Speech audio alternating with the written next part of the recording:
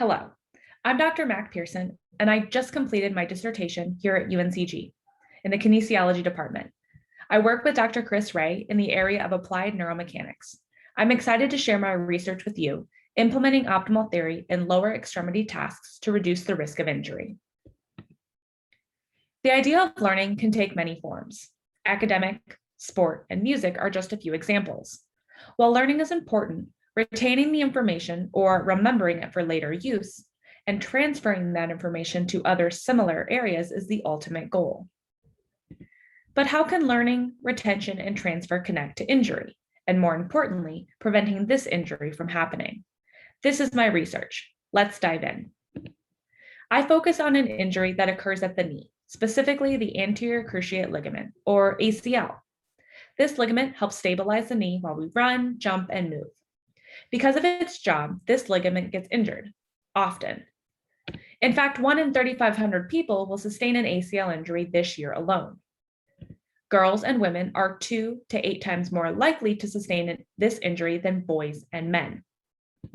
This injury is impactful on many levels. The road to recovery is at least 9 months to 2 years before they can likely return to play. This injury can impact your social interactions. It's a costly injury that may lead to loss of scholarship or endorsement and can have devastating ramifications later in life. To help combat this devastating injury, in the late 1990s, ACL IPPs, or injury prevention programs, began and peaked in 2010.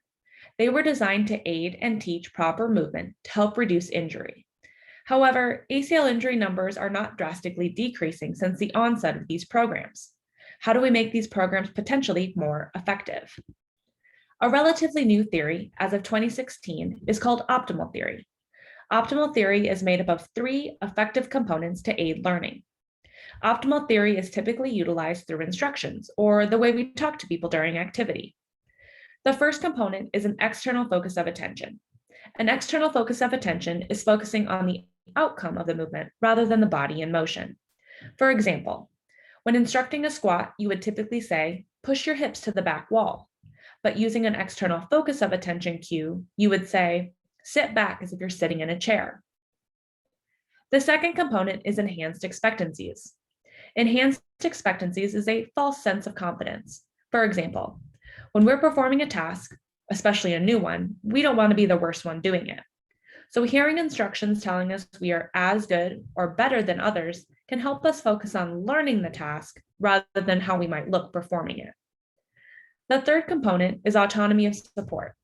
This is all about feeling as though you have some sense of control in the situation. For example, we typically utilize this by giving the participant control over when they receive feedback or if they get a break or rest. Because this is a fairly new theory, it hasn't been tested in the lower body and certainly hasn't been tested in lower body movements to help reduce the risk of injury.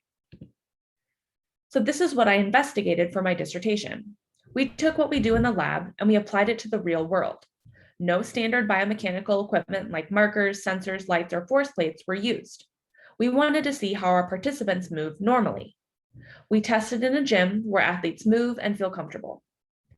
For this study, we had 2 groups, the optimal theory group and control. I chose a simulated basketball rebound as our main task. Coming down from a basketball rebound or land is a popular movement to get injured.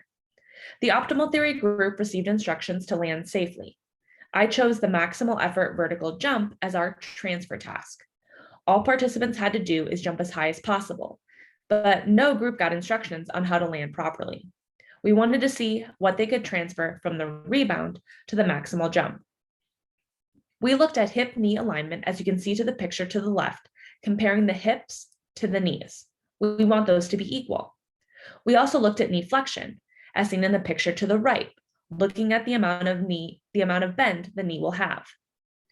We wanted to know, to what extent could optimal theory impact learning, retention, and transfer in sport-specific tasks where injury occurs? What we found was that optimal theory worked in sport-specific tasks. The optimal theory group learned, retained, and transferred better hip-knee alignment and added more knee flexion. What we learned is that you can teach and modify lower body movements that could help lead to injury reduction.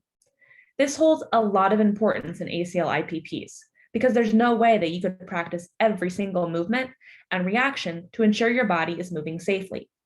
So transferring the safer movements to other situations is the ultimate goal of ACL IPPs. You're probably thinking, this is great, but how can I use this? I say anywhere you learn, sport, music, academics, rehabilitation, the application is limitless. Applying optimal theory is a fairly easy and cost-effective way to help increase learning, retention, and transfer of skills and knowledge. Thank you for your time. Please don't hesitate to reach out with questions. Have a great day.